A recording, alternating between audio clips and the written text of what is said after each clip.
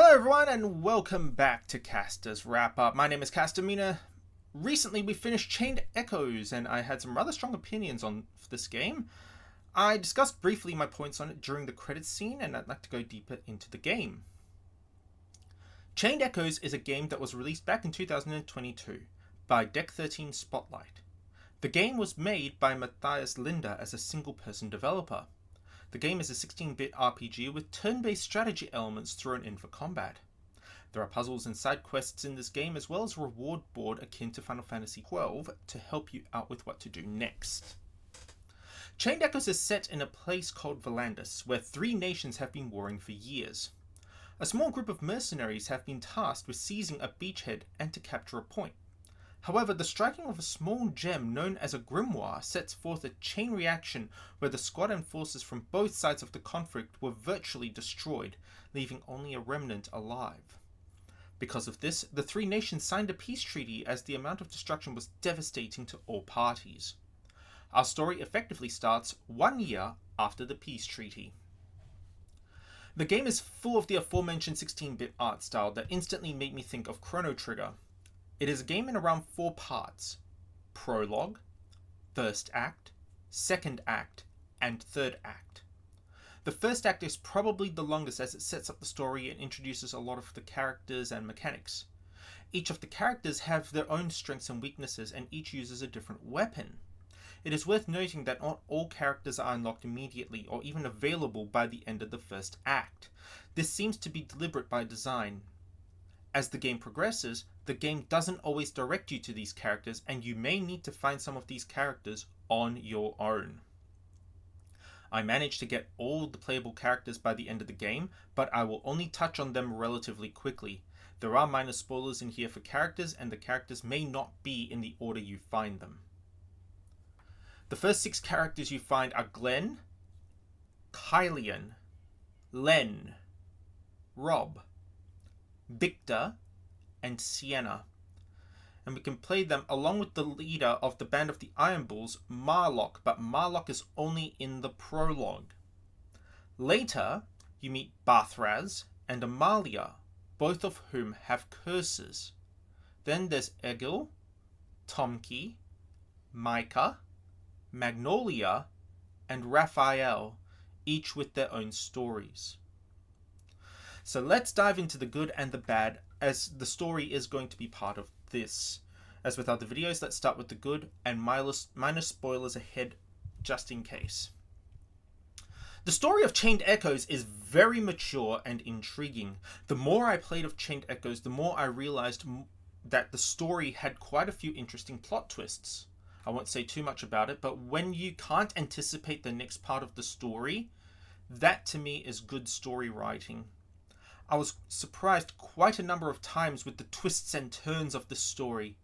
It also has character swearing. Now, while I try to keep my own profanities down on stream, seeing some swearing makes it a bit darker for me due to my tendency to enjoy some high fantasy which excludes swearing or swearing using less crude words.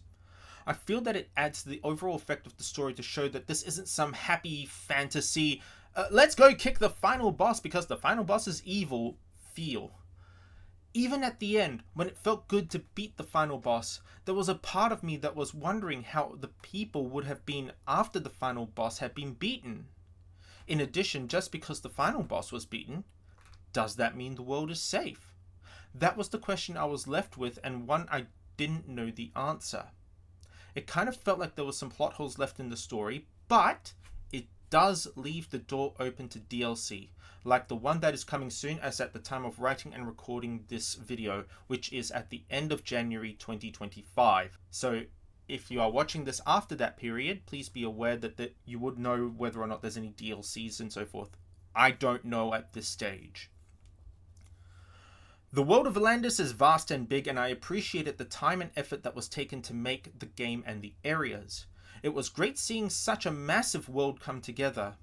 You can see some of the maps here on screen right now, and the fact that there was a fast travel option as well to ensure that you don't spend hours upon hours running from one corner to another is really appreciated.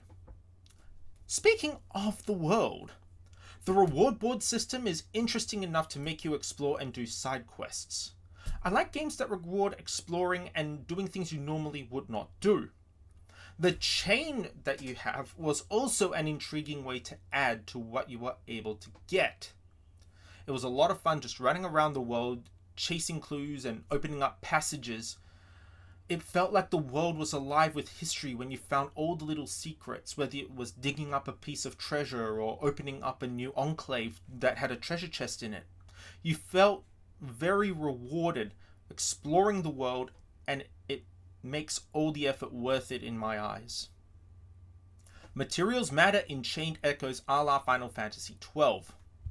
Sometimes when you were running around in the world, you would find items like you can see on screen now through those little golden coloured orb things floating in the air. These items turned out to be something you could sell to merchants to make money, but then they would also be able to use those materials you sold to give you access to more weapons, armor, silly stuff, or even stuff that you can sell and make a killing.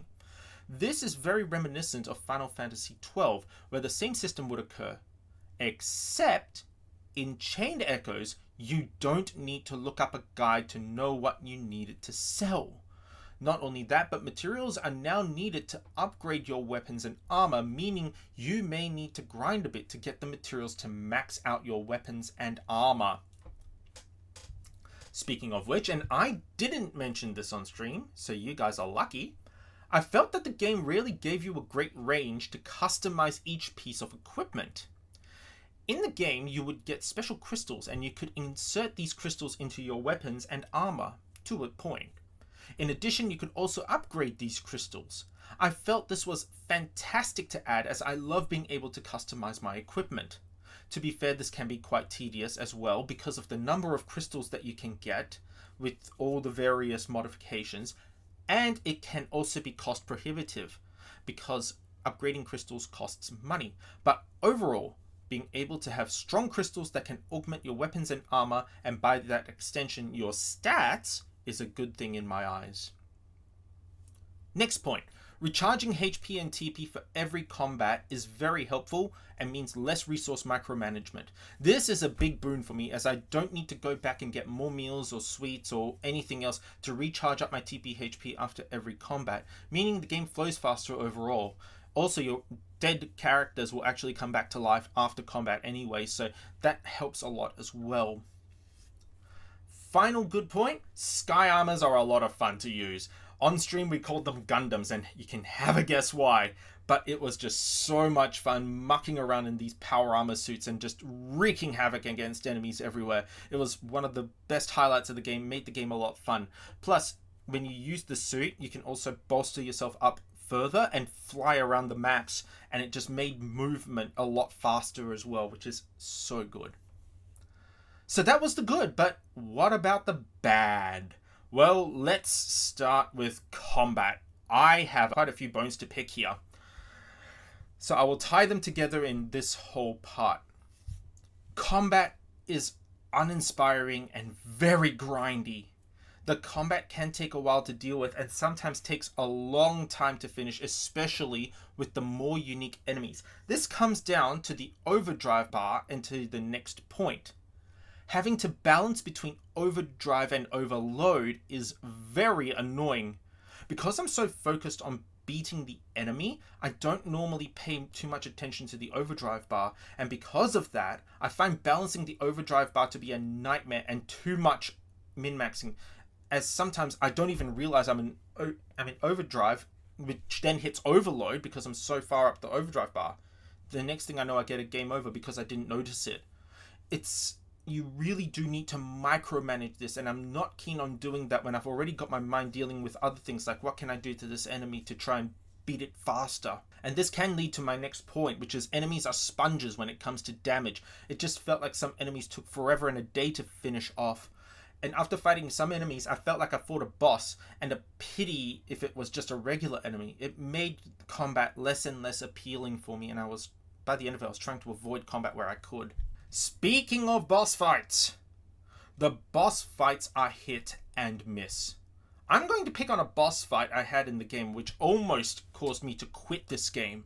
The boss fight against an Awakened Mathy or Cursed Mathy.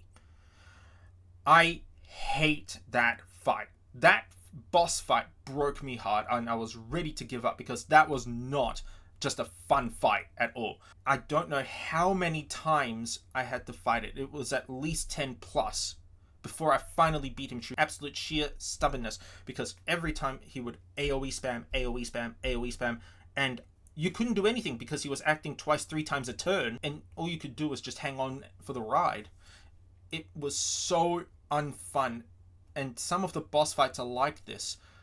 It just made it a nightmare to play. I'm not sure what this comes down to, but you don't feel stronger as time progresses because of the limitations on stats and on abilities.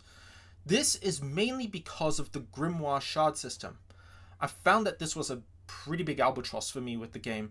I'm a very simple RPG player. I prefer you gain XP and then when you level up and gain stats that way. But in this version, you level up when you get a Grimoire shard, which is very hit and miss. And not only that, but with the Grimoire shard, you have to pick one out of a whole bunch of stuff. Either passive stats, passive abilities, or active abilities, which made it really tricky. Sometimes when you leveled up and you picked something, you would get an explosion of stats. But other times when you pick something, you won't get anything, or you get some pittance like maybe +1 TP. That's it. This made the game a lot more difficult for someone like me who prefers something a little, not to denigrate anything, but I'm a little bit more mindless when it comes to playing, where you don't need to strategize over every single little detail. Not to say me dumb, but because my time is precious and my stream time especially precious, I don't really have the time to really think deep about each skill I'm opening after I get a shard. I just want to open something and move on. And that leads to my next point, which is the game feels very unbalanced.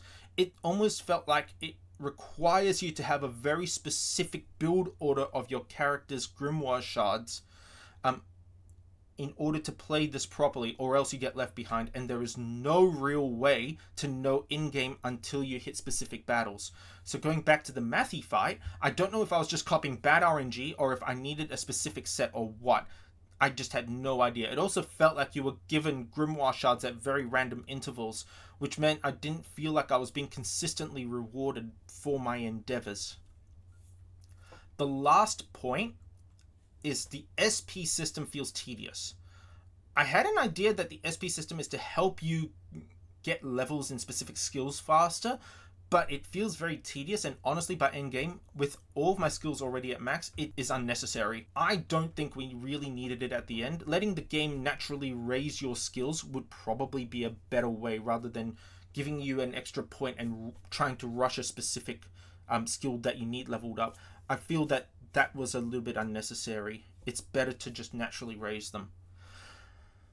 So, after all that, how did everything work out?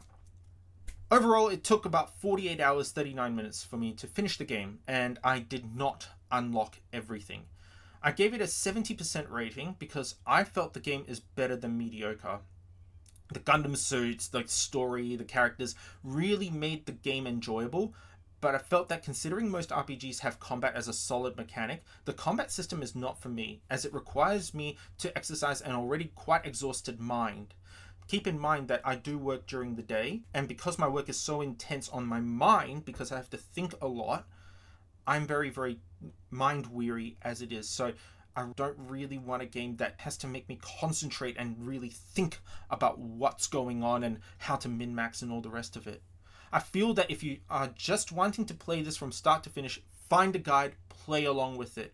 That's the best way to do this, because it is not worth playing it cold turkey unless you are an extremely experienced RPG player looking for a min-max challenge and micromanage challenge. Overall, the game does have more good than bad, and I feel that it is worth playing. I will say that for what it is worth, Matthias Linder has done an incredible job of making such a deep game on his own, which to me is extremely impressive. Thanks very much for watching. If you enjoyed this, please leave a like and a comment. I will post a link in the description to the spreadsheet of videos, as there are a lot of streams too many for the description section. If you want to see more wrap-ups, please subscribe to the channel and let me know in the comments. Until next time, I'm Kastor. See you for the next wrap-up.